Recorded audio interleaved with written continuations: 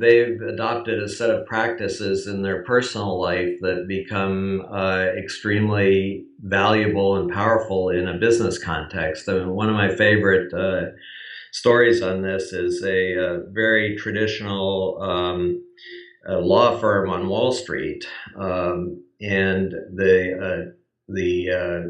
one of the senior partner in charge of their information technology for their law firm one day noticed that the new associates coming into the law firm were preparing legal briefs in a fraction of the time that previous generations of associates had done. And the legal brief is the basic unit of production in a law firm.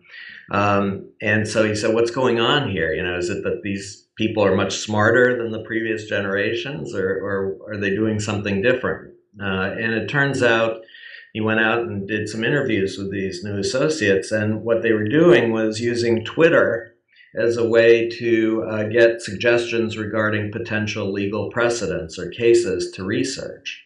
And that's the most time-consuming part of preparing a legal brief, is finding the cases. I mean, once you find them, you can read them and do the analysis, but finding them is a huge issue. And they were enormously productive using Twitter, basically polling their peers and colleagues to see if anybody had any thoughts or ideas. And what was interesting to me was his reaction. You know, in many companies or institutions, the reaction would have been to try to shut it down. You know, obviously there are all kinds of privacy issues and confidentiality issues. But instead, his reaction was, this is really interesting. And he created a reverse mentorship program where basically he took one of the junior associates and assigned that person to a senior partner. And he did this for all the senior partners. So the partners were being mentored by the younger associates on this new technology and its implications, how they could change their practices. And obviously the partners were in turn helping the associates to figure out what was appropriate and doable in the context of the profession. And so it's a very productive relationship where I think increasingly it's about the older generation learning from the younger generation. I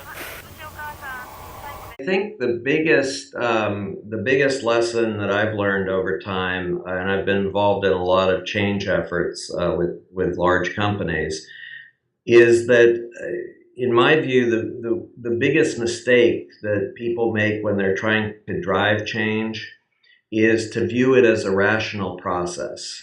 You know, if I can just do the analysis, get the facts and figures, put it into the spreadsheets and the PowerPoint slides, it'll be obvious to everybody, you know, why change is necessary. It's just rational. From my experience, anybody who views it as a rational process is going to fail and probably die in the process. And so my view of change is that it's ultimately a political process. There are enemies who have very strong interests that they're going to defend, and there are champions who have a very strong motivation and vision as to what change is necessary. And the biggest mistake I think that goes on in these change efforts is somebody sees the need for change. They naturally, I think, gravitate to, I got to change the core of my business. I got to go after the core and transform it. And, you know, again, reason will prevail. I'll just put together the right slides. And that pulls out all the antibodies in the organization at a very early stage when you're actually at your weakest. And again, from my experience, those antibodies are extremely powerful and they will kill you. That's their goal, is to kill you. And often it's very deceiving because you'll go into a corporate boardroom, you'll give your presentation with all the facts and figures, and all the senior executives will sit there nodding and smiling and approving. And then they go off to their offices and plot how they're going to undermine and shut this down as quickly as possible. And so you get the impression that everybody's on board, but they're actually moving quickly against you. And In this context, I love the quote from Lao Tzu in China, that an old philosopher, that if you have to engage in battle, you've already lost. And the key is never to have to directly confront the enemy. And so the answer I would give in terms of an approach that I think has much greater potential is what I call scaling edges.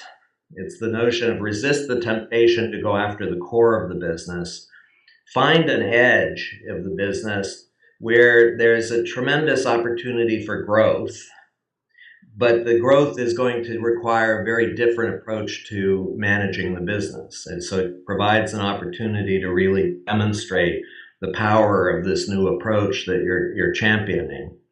And in the early stages, figure out metrics that will matter to the core, but also a set of metrics that will give you a sense of whether these new approaches are actually taking hold, and allow you to learn and refine from those. It gives you a space and time to draw together, to pull together the people that have the desire for change. It gives you more evidence to support the need for change, because you can start to demonstrate real impact in terms of metrics that matter both to the traditional business and metrics that matter to the new way of doing business. And so I think that that's a much more powerful way to think about change. What's interesting about this approach, the alternative approach of scaling edges, is it's very modest investment up front. You don't have to put a lot of money. And you get quick feedback in terms of results, because you're designing these initiatives on the edge in kind of 6-month at best initiatives where you can start to demonstrate real value to the organization. And you rapidly iterate. And again, in my experience, it starts to cascade, so it becomes very quick. And one of the things we did in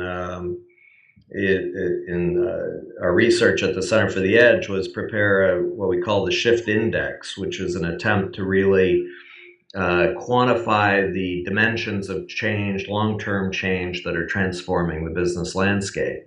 And one metric that really has captured attention of a lot of executives is we ask the simple question of how are companies doing? And not in the most recent quarter or the most recent year, but over a long period of time, how are companies doing? It turns out that if we look back to 1965, from 1965 to today, for all public companies in the US, not just a sample, and we looked at return on assets as the basic measure of performance. And you can have a discussion around whether that's the right measure. We think it's a good enough measure. Return on assets over that time period has basically collapsed by 80%. And it's been a sustained erosion over this entire time period. There are ups and downs based on short-term economic cycles. But it's a very powerful demonstration that not only the pressure is mounting on companies, but the companies are less and less effective in responding. The pressure is certainly mounting. There is accelerating change. You look at product life cycles in industry after industry are compressing. It used to be if you got a great product and got it into market, you could sit back and relax for a while. Man, no longer. I mean, those products are becoming obsolete at an accelerating rate. So you got to get on to the next one even faster. There's a big belief in the business world that basically the winning strategy in a time of high uncertainty is to adapt effectively and sense and respond quickly to the environment, and that's the winning strategy. I actually believe that's a formula for disaster, and I think part of the diminishing performance of companies is they're adopting this adaptation strategy.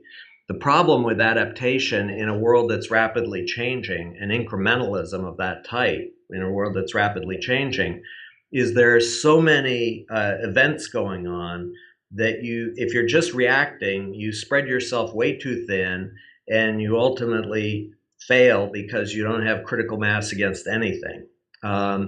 So back to this notion of scaling edges, I think the key to success in scaling edges, and that makes incrementalism radical as opposed to moderate, is to have a very clear view of the long-term objective or destination.